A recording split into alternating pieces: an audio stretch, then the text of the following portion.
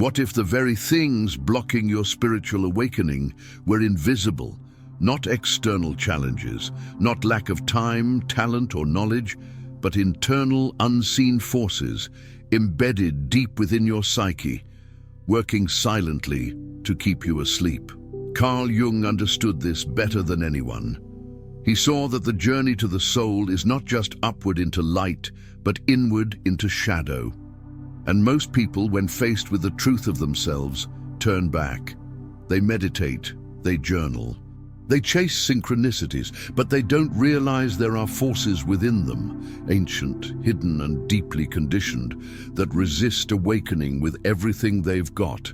The ego, the shadow, the inner myths, the projections. These aren't just psychological concepts, they are living programs, and unless you can see them, they will control your path from behind the curtain. In this video, we will explore 8 invisible forces that quietly derail most spiritual awakenings and decode them through the lens of Carl Jung's groundbreaking insights. You'll come face to face with the traps, the tests, and the hidden truths that determine whether your awakening expands or quietly fades into illusion. Because spiritual awakening isn't a weekend retreat or a morning ritual. It's a radical confrontation with the self, and only those who dare to go all the way truly awaken. It begins with something deceptively innocent: comfort. Most people assume the ego fights only to preserve pleasure or status.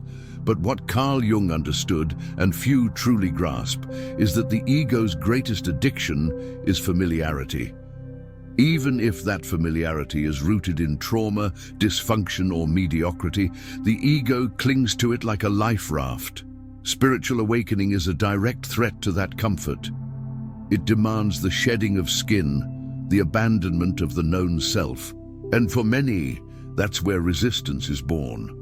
The paradox is cruel. We long to evolve, yet we fear what lies beyond the edge of our known identity.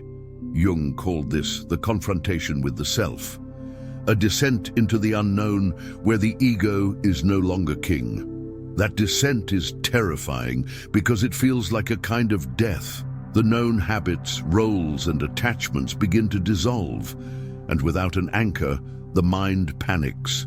It whispers, better to stay where it's safe, better to remain who you've always been. But this is illusion. Pain does not mean truth. Safety does not mean alignment. The ego uses past pain like a storybook it refuses to stop reading, because rewriting it means letting go of who it believes it is.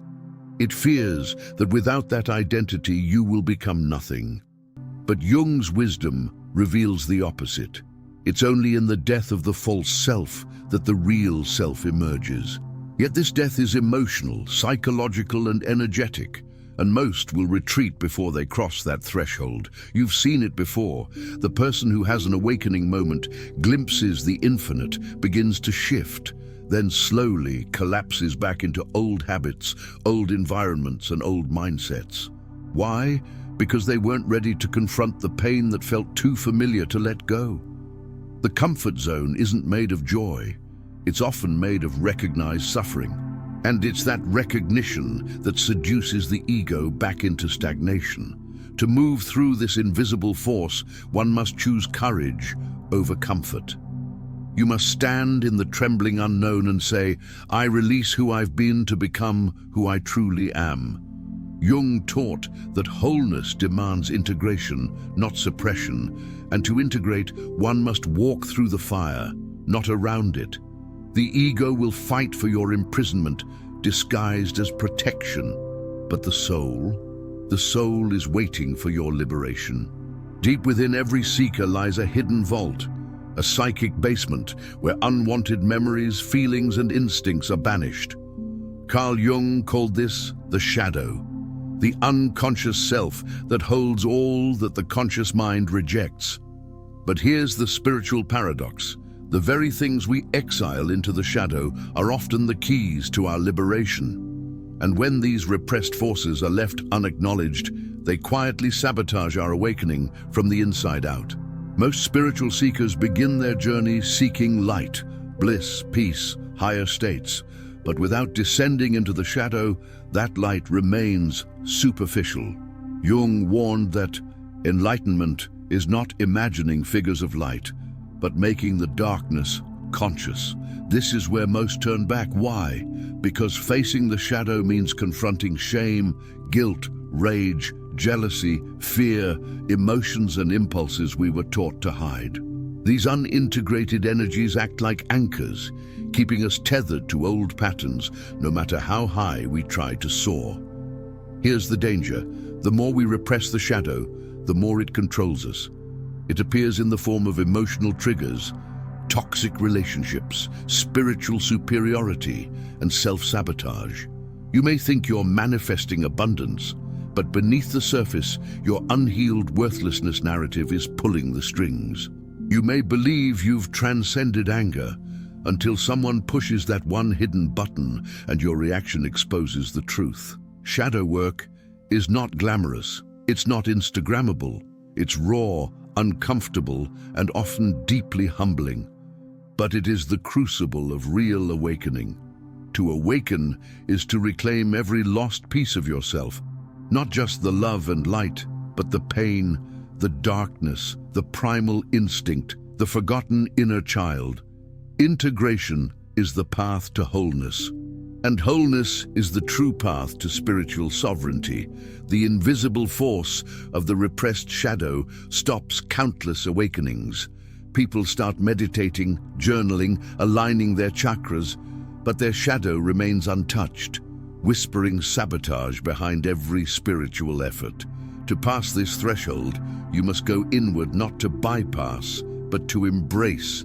You must become radically honest. As Jung himself said, until you make the unconscious conscious, it will direct your life and you will call it fate. The shadow is not your enemy, it's your teacher. Imagine walking through life wearing a carefully crafted mask, one that earns approval, love, and belonging. Carl Jung called this mask the persona, the version of ourselves we present to the world. It's not inherently bad. In fact, it serves a function in society. But when the persona becomes the primary identity, we forget who we truly are beneath it. And in spiritual awakening, this amnesia becomes a prison. Most people have no idea how much of their identity is performative.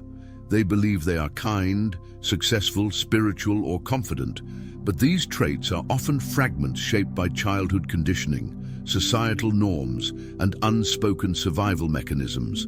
The persona is built to be accepted, but awakening isn't about acceptance.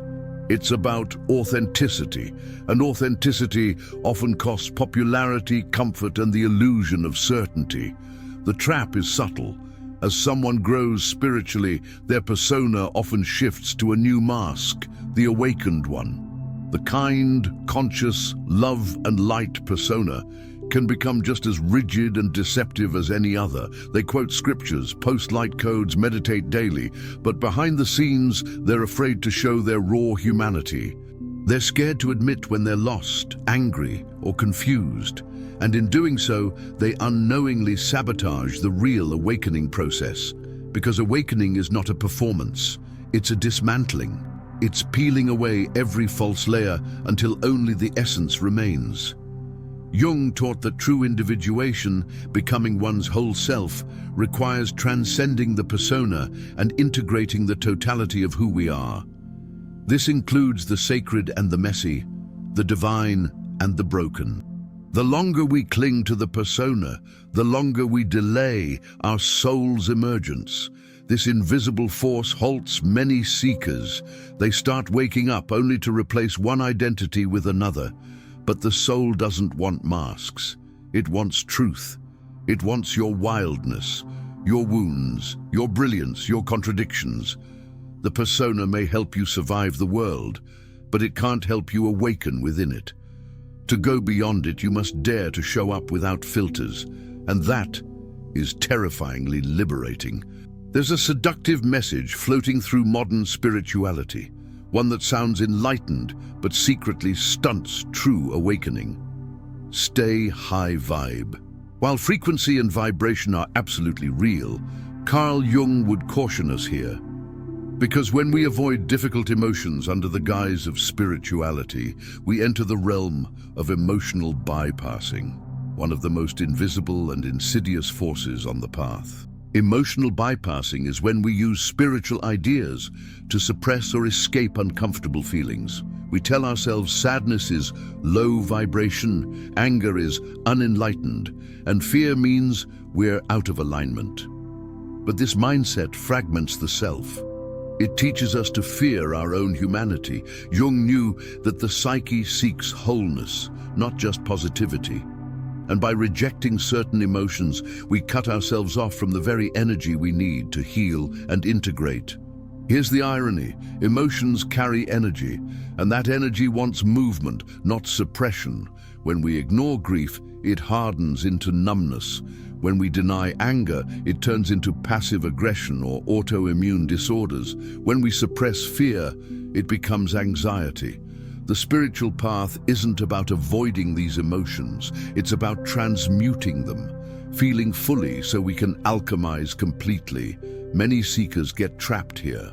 They confuse detachment with dissociation. They smile while drowning inside. They repeat affirmations but never release what's buried in the body. This creates a spiritual persona built on avoidance, and it blocks the deep healing required for real transformation. Jung's depth psychology teaches that to become whole, we must welcome every emotional current as a valid and necessary part of our evolution. To overcome this invisible force, we must embrace emotional honesty. We must learn to sit with what hurts, breathe through what burns, and speak what's been silenced. This isn't about wallowing. It's about witnessing. When we meet our emotions with presence and compassion, we activate quantum healing. The low vibes we fear are often just wounded frequencies seeking integration. And in that moment of presence, true vibration rises, not by force but by truth. There comes a point on the path of awakening that few talk about. A threshold where reality begins to bend, identities blur, and the structures of thought collapse. It's a moment where the seeker begins to question everything, even their own sanity. And this is not a sign of regression. This is the tremor that occurs when the false mind begins to crack. Carl Jung warned us, the experience of the self is always a defeat for the ego. And that defeat often feels like madness.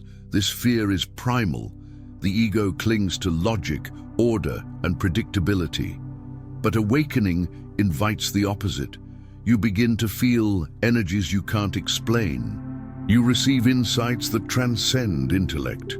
You experience synchronicities that defy linear time. And the rational mind starts to panic. It says, "This isn't real. You're making this up. You're losing control." But the truth is, you're not going crazy. You're just waking up, and the old world is crumbling. Jung understood that spiritual experiences often mirror psychosis, visions, voices, altered perception. But the difference lies in integration. A mystic swims in the same waters a madman drowns in, but the mystic has learned to navigate the current. Most people, when faced with this inner earthquake, retreat.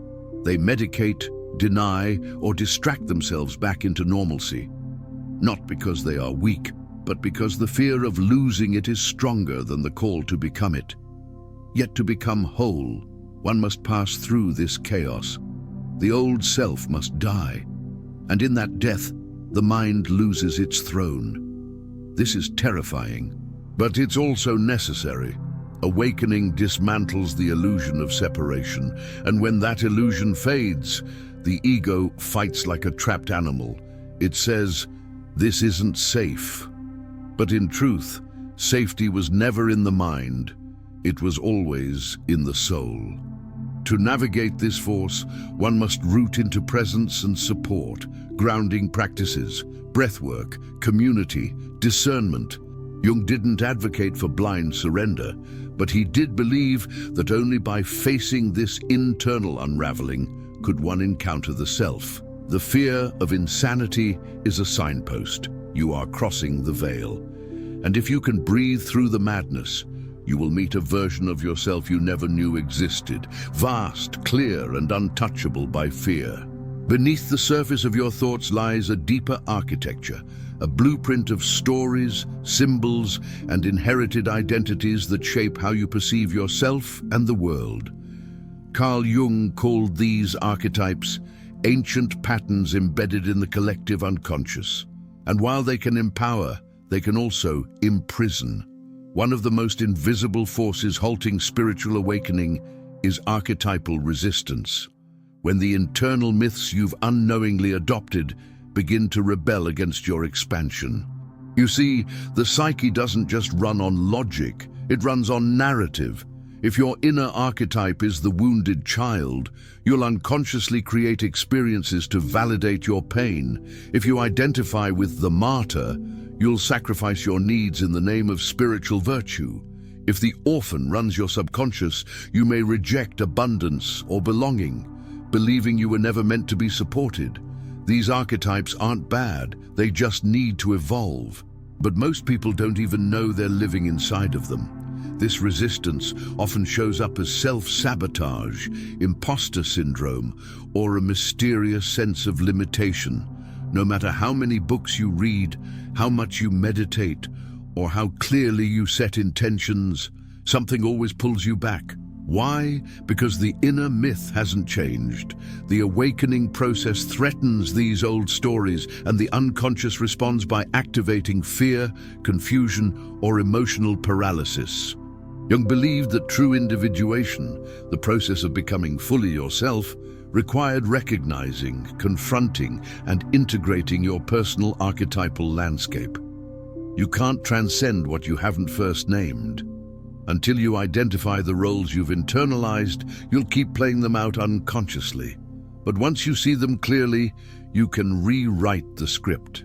You can evolve from the wounded healer into the integrated mystic, from the victim into the conscious creator.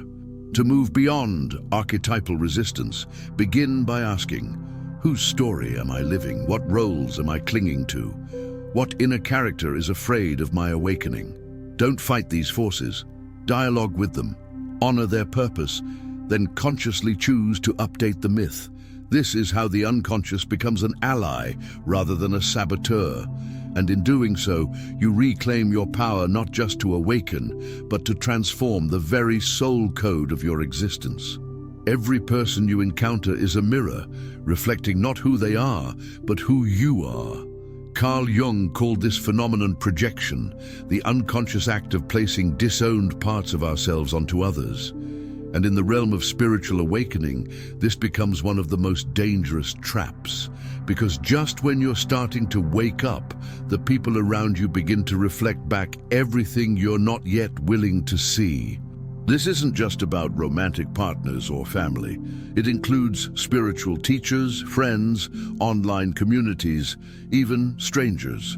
The traits you admire or despise in others are often parts of your own psyche seeking integration. But instead of going inward, most people get stuck in blame, idolization, or rejection. They're toxic. They don't get it. They're more awakened than me.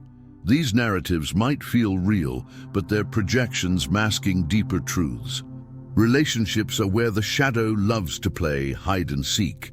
You may think you're enlightened until a partner triggers an ancient wound. You may feel centered until a friend's success stirs envy. You may feel loving until you're ghosted, dismissed, or misunderstood. In these moments, awakening doesn't disappear. It gets tested. And the invisible force at play is this: we use others to avoid facing ourselves. Jung taught that until we reclaim our projections, we remain spiritually immature, trapped in cycles of repetition and reaction. The people you judge, the ones who trigger you, the ones you obsess over, they're all fragments of your own psyche. And once you begin to see this clearly, your entire emotional landscape changes. Every interaction becomes an invitation to evolve. To overcome this force, you must develop radical responsibility. Not to blame yourself, but to recognize your reflections. Ask, what part of me is being mirrored here? What am I avoiding by focusing on them? This is advanced work. It requires humility, self-inquiry, and the willingness to own your emotional reality. But once you do, relationships stop being distractions and become initiations. Each person becomes a sacred mirror, polishing the diamond of your awakening. Just when you think you've shed the ego, it returns wearing a white robe. This is the final illusion, the last mask the ego puts on to survive your awakening, spiritual narcissism. Carl Jung understood the danger of inflation, when the ego fuses with the archetype of the higher self and begins to believe it is the source of truth. At this point, many seekers don't fall back asleep. They ascend into illusion, convinced they've arrived, while secretly stuck in the ego's most sophisticated trap. This force is rarely recognized. Why?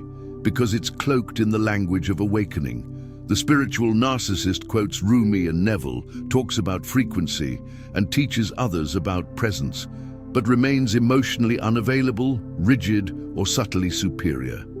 They're not evil. They're simply lost in the echo chamber of their own enlightenment. And the danger isn't just to others, it's to themselves. Because in believing they are beyond the ego, they stop growing. True awakening is deeply humbling. It makes you quieter, softer, more open to mystery. It reveals how little you know. But the narcissistic ego hates this. It wants status, validation, followers, and the feeling of being chosen. It co-opts spiritual language to maintain its supremacy.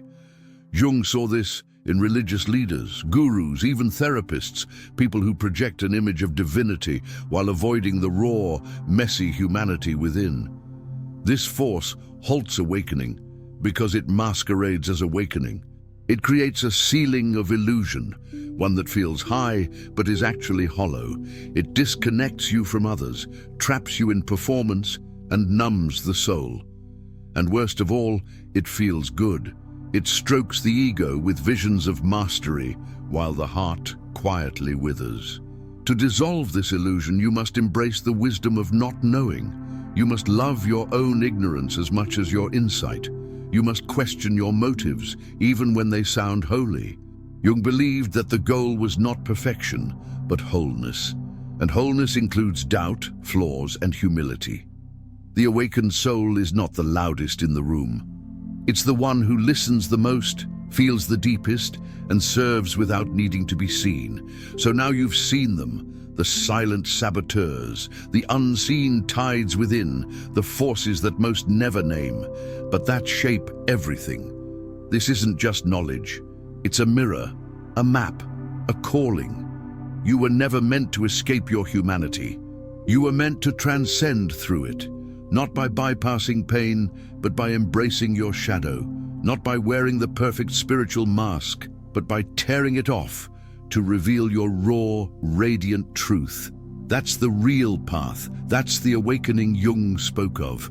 The one that doesn't just elevate your vibration, but reclaims your soul. And if you're feeling the resistance, the unraveling, the chaos, good. That means the false self is crumbling. That means something deeper is breaking through. Let it. Let the illusion burn. Let the unseen come into light, because the moment you name the force, it loses its power. And the moment you choose awareness over comfort, your awakening begins to breathe again. You are not here to dabble in consciousness. You are here to become it. If this spoke to something deep inside you, like a memory you didn't know you had, like truth disguised as déjà vu, then you're ready.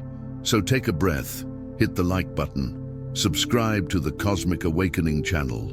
And remember, this isn't entertainment, this is your initiation.